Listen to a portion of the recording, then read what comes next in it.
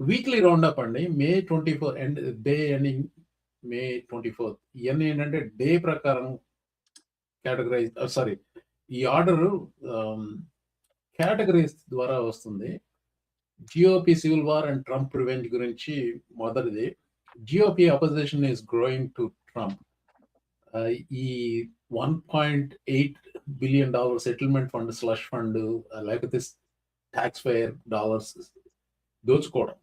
I mean settlement అనడానికి లేదు, ఎందుకంటే judge herself set there is no settlement అని చెప్పి ఆ కేసు కొట్టేసిన ఏదో జరిగింది. ఇంక ముందుకేమవుతుందో తెలియదు కోర్టుల్లో.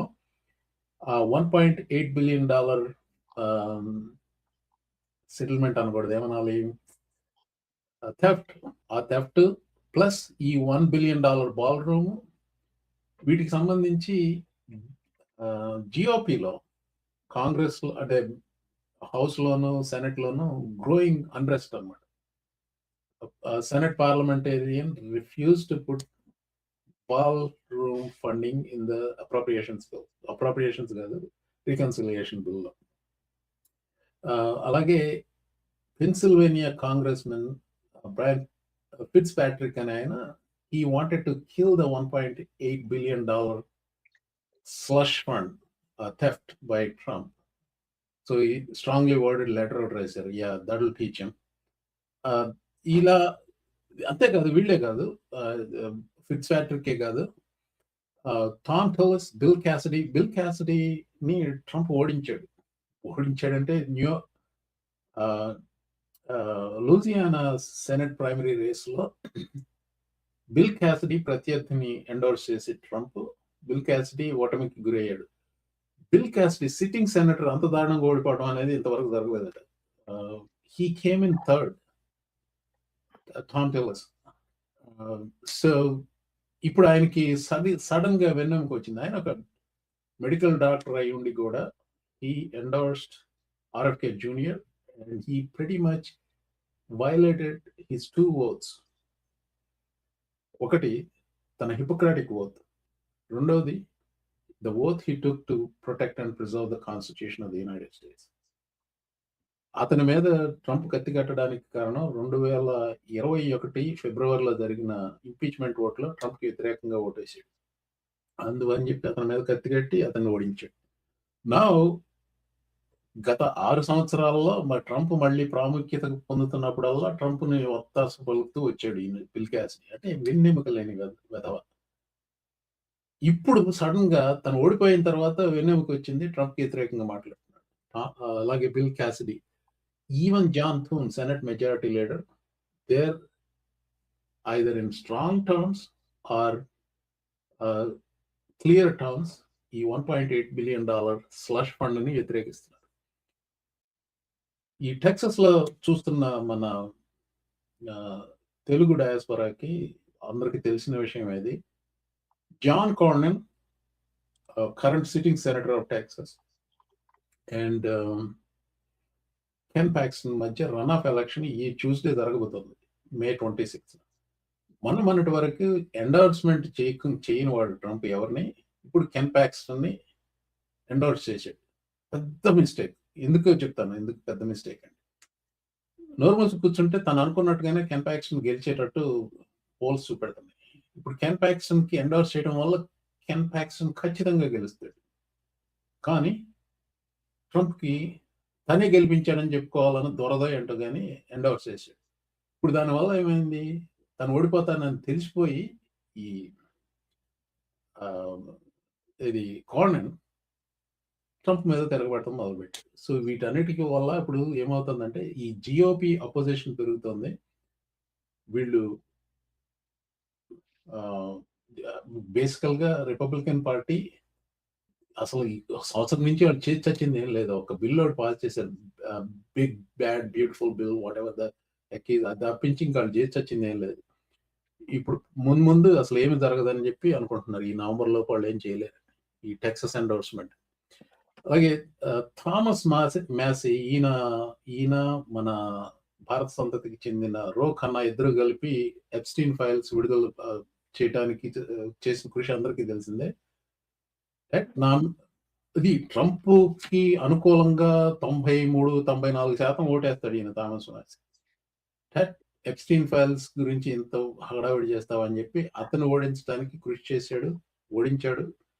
ట్రంప్ అలాగే జూయిష్ అమెరికన్ లాబీ ఐపాక్ వాళ్ళు వీళ్ళు $19 మిలియన్ ప్రైమరీ మీద పెట్టారు వీళ్ళు.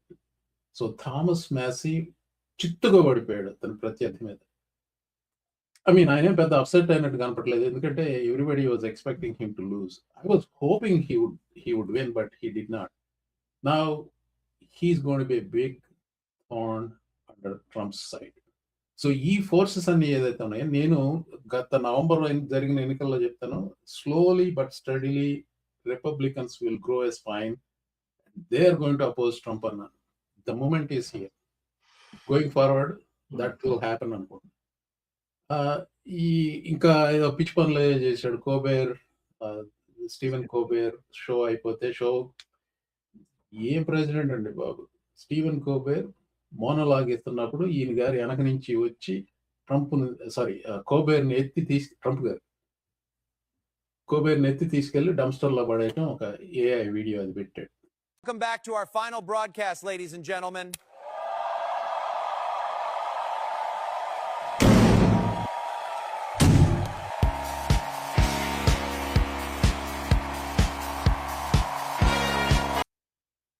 Juvenile అనాలా లేకపోతే I don't know what else we can call that. So these are some of the things that happened. అలాగే ఈ personal and unorthodox behaviour. Unorthodox అనేది ఇప్పుడు నేను రాసుకున్న నోట్స్ లో కొంచెం ఏఐ హెల్ప్ తీసుకుంటాను కదా.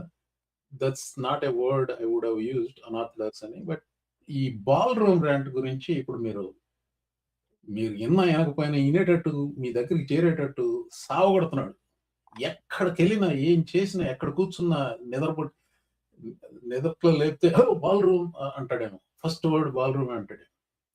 సో వాషింగ్టన్ పోస్ట్ లోనో న్యూయార్క్ టైమ్స్ లోనో ఒక రిపోర్ట్ రాశారు. బాల్ రూమ్ ప్రస్తావన రాకుండా ఏ చిన్న ప్రెస్ ఈవెంట్ నడపలేదు, ఏ ఈవెంట్ నడపలేదు. ఎక్కడికి వెళ్ళినా బాల్ రూమ్ గురించి మాట్లాడతారు. నా చిన్నప్పుడు అంజయ్ గారు చీఫ్ మినిస్టర్ అయినప్పుడు శ్రీధర్ ఒక కార్టూన్ వేసేది ఈనాడులో. అంజయ్ గారు ఎక్కడికి వెళ్ళినా కానీ ఆయన చిట్టుకునే యాదగిరి అని ప్రభుత్వ హెలికాప్టర్ ఉండేది, దానికి యాదగిరి అని పేరు పెట్టాడు. ఈ శ్రీధర్ కార్టూన్ లో అంజయ్ గారిని చిట్టుకునేలకు దారం కట్టి కింద హెలికాప్టర్ కు కట్టేవాడు యాదగిరి అని. that was hilarious. ఆ కార్టూన్ బాగా ఎంజాయ్ చేశాను నేను అప్పుడు. నాకు ఇప్పుడు ట్రంప్ బాల్ రూమ్ గురించి మాట్లాడినప్పుడల్లా నాకు ఆ కార్టూన్ లో గుర్తొస్తాయి. Some of that takes place right down here. You can see the very large piping and the other things. It's a very complex building. It's all knit together. The roof goes with the ground floor. The ground floor goes with the roof. The roof also goes down into the basement. Everything. సరిగ్గానే విన్నారండి. Roof goes into the ground floor goes into the roof also goes into the basement. అది మా అధ్యక్షులు వారు అన్నారు. Coast guard graduation సెరమనీకి వెళ్ళాడు. ఎవరో ఒక అతను పర్ఫెక్ట్ స్కోర్ ఏదో చేశాడట డ్రిల్ టైమ్స్ లోనో whatever it is. He wanted to see this young man. లేచాడు ఆ యంగ్ మ్యాన్, రమ్మన్నాడు, స్టేజ్ మీదకి వచ్చాడు. అప్రెంట్లీ చూశాను ఆ video. Guy was handsome, young, and very fit. Obviously, he was topper in whatever that category was. I hate as a good-looking young man antaడు.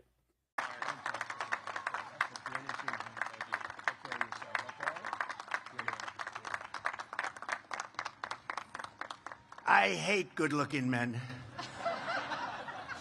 అది దానికి నాకు ఎప్పుడు అర్థం కానిదల్లా ఆ యదవ వాగుడికి నవ్వే వాళ్ళని చూస్తేనే నాకు చిరాకు పడుతుంది. So this is another one of those bizarre behaviour. Unorthodox behaviour అనేకంటే bizarre is the right word.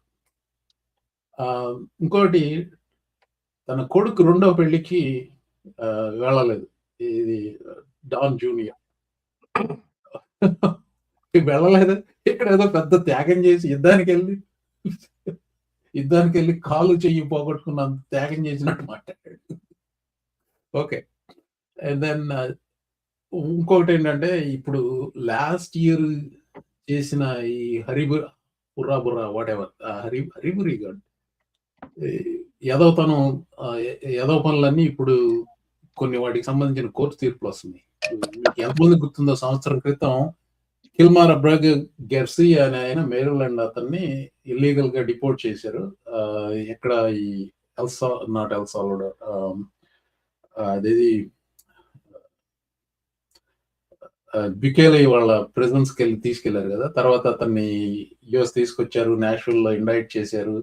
ఆ ఇండైట్మెంట్ ఇప్పుడు జడ్జి కొట్టిపారేయడం కాదు, ఎంత స్ట్రాంగ్లీ వర్డెడ్ లాంగ్వేజ్ తో ట్రంప్ తిట్టారంటే, ముఖ్యంగా ట్రంప్ కానీ అంటే డిపార్ట్మెంట్ ఆఫ్ జస్టిస్ అది సెలెక్టివ్ అండ్ విండిక్టివ్ ప్రాసిక్యూషన్ అనేది ఆ కేసులు చాలా మంది నెగ్గరండి. ఇప్పుడు ఒక ఈ డిఫమేషన్ సూట్లే కాదు, సెలెక్టివ్ విండిక్టివ్ ప్రాసిక్యూషన్ కేసులు కూడా గెలవరు. ద జడ్జ్మెంట్ డిస్మిస్ చేశారు. ఇప్పుడు ఈ కిల్మార్ అబ్రాగ్ గాసియా 1 year బ్యాక్ సర్వైవ్ అవుతాడు, అమెరికాలోనే ఉంటాడని చెప్పి ఎవరు ఊహించలేదు. Now the courts found that to be what happen. ఇంకోటి కోలరాడోలో టీనా పీటర్స్ అనే ఒక ఆవిడ 2020 ఎలక్షన్స్ లో పాస్వర్డ్లు దొంగిలించి ఎవరికో ఇచ్చి, ఇది ఈ మైపిల్లో గాయన ఉన్నాడు, మైకిల్ అండ్ వీళ్ళందరికీ. So they try to do some hanky panky with 2020 elections in Colorado. And she was caught red-handed. She was prosecuted, sent to jail for 9 years. అంతా అందులో 4 ఏళ్ళు 5 ఏళ్ళు సర్వ్ చేసింది.